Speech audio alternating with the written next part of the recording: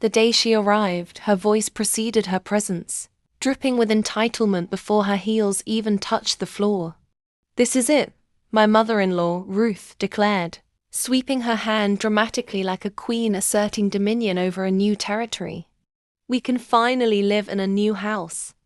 I nearly choked on the potent irony, because the house she was so carelessly admiring was not hers. It was not theirs. It was unequivocally mine. And that moment marked the end of my performance of deliberate blindness. I entered their family with the belief that loyalty was a reciprocal agreement. I worked punishingly long hours, meticulously saved every cent, and nourished the personal dream of owning something that was truly mine. Yet, in their estimation, I was merely an accessory to their son, a financial resource disguised as a wife. The first time she hinted at her scheme, I dismissed it. "You don't need to be so frugal," she'd often say. "When the family house sells, we'll all benefit. We'll secure a much bigger place." At the time, I offered a polite, nervous laugh.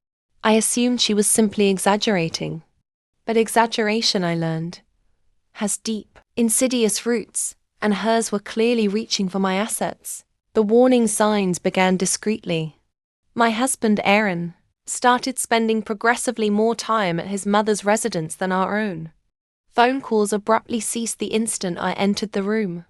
"Just family matters," he'd mumble dismissively. Then I overheard her. She spoke loudly, intentionally. "She thinks she's actually buying a house for herself. Ridiculous. I'll sell this old one, and we'll all relocate into hers. She owes us." The word owes clung to my skin like a corrosive stain. I realized instantly that I was not a daughter-in-law to her. I was a reservoir to be systematically depleted. The day of the final property inspection arrived. I stood with the agent, all legal papers in my possession, prepared to finalize the deal. That's when they made their grand entrance.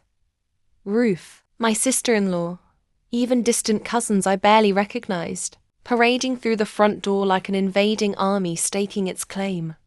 Ruth immediately touched the walls, nodded decisively at the light fixtures, and favored me with a smug smirk. "Perfect dimensions. We'll take the entire upstairs. You and my son can manage perfectly fine with the ground floor." I offered no reaction, not a single visible flicker of emotion, because by this time, my carefully constructed plan was fully operational. You see, I had never disclosed whose name was inscribed on the deed. Not to my husband, not to his family, only my attorney knew. While they confidently assumed I was financing our collective future, I was diligently documenting everything. Every assumptive comment, every presumptuous statement, every signature they avoided providing. The closing attorney's office was given explicit instructions on exactly who to summon when the deal was officially ratified. Me, that house was not joint marital property. It was not community property. It was completely untouchable. It was mine alone. They strutted confidently through the rooms as though selecting furniture. My sister-in-law even let out a squeal of childish excitement. Finally, no more cramped apartment living. My husband remained conspicuously silent, his eyes darting nervously toward mine. Deep down he knew this day would not culminate according to his mother's carefully constructed scheme. I permitted them to celebrate a profound fantasy. I let them savor the taste of ownership that legally was not theirs. Then I delivered the reality. "This house," I stated softly, letting the words fill the stunned air, "is mine. It was purchased exclusively with my capital.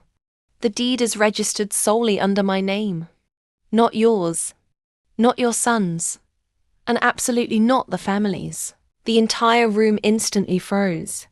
Ruth's self-satisfied smirk shattered completely. "Don't be deliberately ridiculous. We are family. Everything is mutually shared." "Not this," I countered. "Not ever." Her voice suddenly rose, shrill and edged with panic. "You wouldn't be able to sustain yourself without my son." I looked her directly in the eye. my voice perfectly level and cold. Correction. He wouldn't survive without me. This house serves as the definitive proof of that fact. My husband visibly shifted, intense shame burning across his face. He mumbled something about needing to talk later, but later had already definitively expired. The agent, oblivious to the emotional implosion, slid the final papers across the table. My pen moved smoothly and purposefully, each stroke severing ties more effectively than any blade. Signed. Sealed. Final. One by one, they collectively realized the irreversible truth. They possessed absolutely no authority here. Ruth's hands visibly trembled as she hissed, "You will live to regret this action." But I was intimately acquainted with regret. I had lived with it long enough. Regret for having silenced my own voice, for tolerating their calculated invasions, for playing the role of the dutiful wife while they actively plotted my financial ruin. Now, I felt nothing but absolute relief. When we departed that day, I did not ride back with them. I remained alone in my new house, allowing the silence to settle around me like a coronation. By the end of the week, professional movers had emptied their old family residence. They fully expected to temporarily relocate into my property. Instead, I sent a formal letter via my attorney. It was clear, legal, and non-negotiable. This property does not belong to you. Any attempt to trespass will result in immediate legal prosecution. I later heard they secured a small rental near the city, cramped, financially straining, utterly unsuitable for the queen she imagined herself to be. My husband made attempts at reconciliation. Apologies flowed, followed by endless excuses. But loyalty tested late is loyalty already lost. I quietly filed for divorce, utilizing the same strategic precision with which I bought the house, without warning, without opportunity for sabotage. When the legal papers were served, he looked as utterly stunned as his mother had been at the inspection. I felt the same profound calm then as I do now. People mistakenly believe revenge is characterized by fire and uncontrollable rage. It is not. It is fundamentally about control, timing, and precision, allowing the enemy to believe they are victorious until the very ground vanishes beneath their feet. My mother-in-law walked into that house believing she was claiming her new home. She walked out learning I had claimed my future.